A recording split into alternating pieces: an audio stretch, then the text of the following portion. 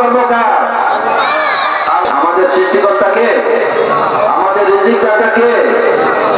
কেউ যেটা পারে না সেটা পারেন কে? কেউ যেটা দেখে না সেটা দেখেন কে?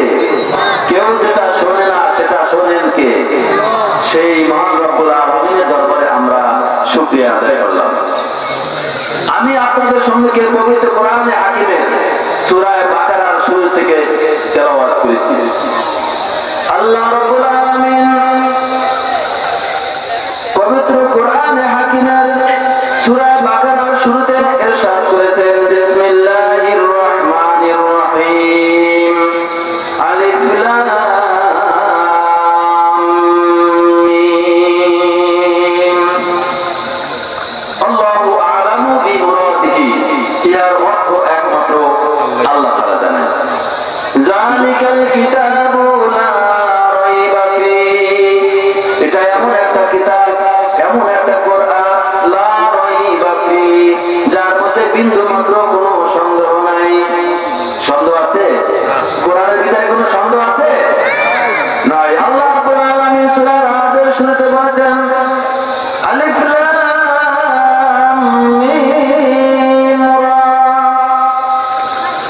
তিলকা আয়াতুল কিতাব ওয়াল্লাযী উনজিলা ইলাইকা মির রাব্বিকাল হক। এটা এমন একটা কিতাব, এটা হলো কিতাবের আয়াত, এটা হলো কোরআনের আয়াত, যা আমি রাসূল আপনার প্রতি অবতীর্ণ করেছি, আপনার প্রতি আমি নাযিল করেছি সত্য সহকারে। তাহলে বোঝা গেল কি কোরআনের মধ্যে কোনো ভুল ভ্রান্তি আছে? নাই। কিন্তু শুরুতে যে কয়েকটা অক্ষর উচ্চারণ করেছি, আলিফ লাম মিম, কিন্তু এটার অর্থ কে জানেন? একমাত্র আল্লাহ তাআলা জানেন। আল্লাহ বলেন, আল্লাহু আ'লামু বিমুরাদিহি, ইহার অর্থ একমাত্র আল্লাহ তাআলা জানেন। এই অক্ষরগুলি পৃথিবীতে যত ভাষা আছে, সেই ভাষাগুলো বোঝার জন্য, চেনার জন্য, জানার জন্য ওই ভাষার কিছু নির্ধারিত অক্ষর আছে। সেই অক্ষরগুলি কখনো থাকে বিন্যস্ত, কখনো থাকে বিক্ষিপ্ত। যেমন বাংলা ভাষা শেখার জন্য স্বরবর্ণ এবং ব্যঞ্জন বর্ণ আছে, যেমন সরোয়া, সরেয়া, ক, খ, গ, আছে কিনা? অনুরূপভাবে ইংরেজি ভাষা শেখার জন্য এ, বি, সি থেকে জেড পর্যন্ত। হিন্দি এবং উর্দু ভাষা শেখার জন্য আলি, বে, পে, চে। এমনি ভাবে আরবি ভাষা শেখার জন্য আলি, বা, তা, সা থেকে ইয়া পর্যন্ত। কিন্তু এগুলির কোনো একক কোনো অর্থ নাই। হ্যাঁ, সংযুক্ত হলে, মুরাক্কাব হলে এর অর্থ হয়। কিন্তু যেমন সরোয়া, সরেয়া, ক, খ, এ, বি, এগুলির কোনো একক কোনো অর্থ নাই। যদি সংযুক্ত হয় তাহলে অর্থ হয়। যেমন ক, ল, ম, তিনটা অক্ষর হলে কি হয়? কলম। তা বোঝা গেল কি এটা একটা লেখার যন্ত্র। কিন্তু আল্লাহ রাব্বুল আলামিন পবিত্র কোরআনে হাকিমের মধ্যে 114টা সূরার মধ্যে 29টি সূরা প্রথমে এই অক্ষরগুলো উচ্চারণ করেছেন। যেমন আলিফ লাম মিম, আবার কোথাও বলেছেন আলিফ লাম রা, আবার কোথাও বলেছেন ইয়াসিন, আবার কোথাও বলেছেন কাফ হা ইয়া আইন সাদ। এমনি ভাবে 29টা সূরা প্রথমে এই অক্ষরগুলি আল্লাহ রাব্বুল আলামিন উল্লেখ করেছেন। কিন্তু এগুলোর কি নাই? অর্থ নাই। কিন্তু প্রশ্ন, আল্লাহ রাব্বুল আলামিন অর্থহীন অক্ষর আল্লাহ কেন দিলেন? প্রশ্ন আসে না? প্রশ্ন আসতেই পারে যে কেন আল্লাহ রাব্বুল আলামিন অর্থহীন অক্ষর আল্লাহ কেন দিলেন? যেই কোরআন এত একটা দামি কিতাব, যেই কিতাবকে বেদনরাও শ্রদ্ধার সাথে দেখে,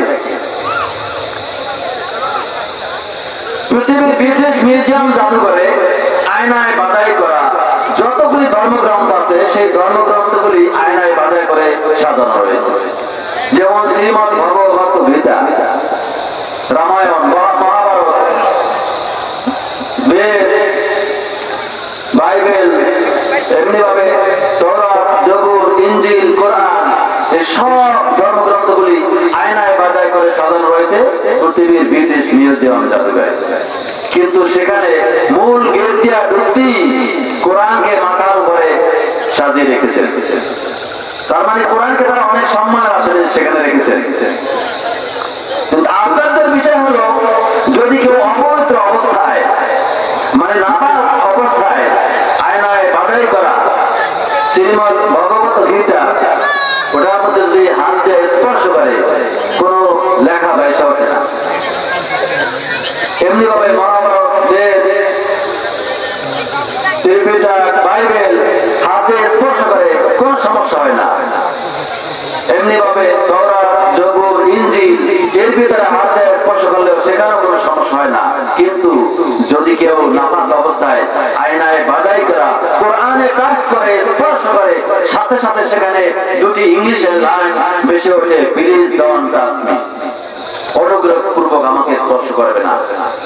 মানে এটা কোরআন বুঝাচ্ছেন, এর আমি এনেছি কোরআন, আমাকে পবিত্রতা ছাড়া স্পর্শ করবে না। কোরআন কি পবিত্রতা ছাড়া স্পর্শ করা যায়? যায় না। আল্লাহ বলেছেন যে অপবিত্র অবস্থায় কোরআন স্পর্শ করা যাবে না। লা ইয়ামাসসুহু ইল্লাল মুতাহহারুন, পবিত্রতা ছাড়া কোরআন স্পর্শ করবে না। যেই কিতাব এত বড় একটা দামি কিতাব, এই কিতাবটা দিয়েছেন কে? একমাত্র আল্লাহ। কেমন আল্লাহ দেখেন, যার সমতুল্য দ্বিতীয় কোন আল্লাহ নাই। দ্বিতীয় কোন আল্লাহ আছে? নাই। লা শারীকা লাহু, তার কোন শরীক নাই। কিন্তু এই কিতাবটা কার কাছে দিলেন? কার কাছে নাযিল করলেন? কার কাছে এটা অবতীর্ণ করলেন? রাসূলের কাছে। দেখেন কেমন রাসূলের কাছে কোরআনটা দিলেন, যে রাসূলের সমকক্ষ দ্বিতীয় কোন রাসূল নাই। আছে নাকি তার মতো কেউ? নাই। এমন একটা কিতাব দিলেন যে কিতাবের মতো আর দ্বিতীয় কোন কিতাব নাই। 104 খানা কিতাব, তার মধ্যে বড় কিতাব কয়টা? 4টা। কিন্তু সর্বশ্রেষ্ঠ কিতাব কি? কোরআন। ঠিক না? তাই যে আল্লাহ কোরআন দিলেন, যার সমকক্ষ দ্বিতীয় কোন আল্লাহ নাই, এমন নবীজির কাছে কিতাবটা নাযিল করলেন যার সমকক্ষ কোন নবী নাই। এমন নবীর কাছে কিতাব দিলেন যার জীবনে একটা মিথ্যা কথা আছে নাই। এমন একটা কিতাব দিলেন যে কিতাবের সমতুল্য দ্বিতীয় কোন কিতাব নাই। সেই কিতাবের মধ্যে আল্লাহ রাব্বুল আলামিন অর্থহীন অক্ষর কেন দিলেন, বিভিন্ন মুফাসসির বিভিন্ন ভাবে বর্ণনা করেছেন।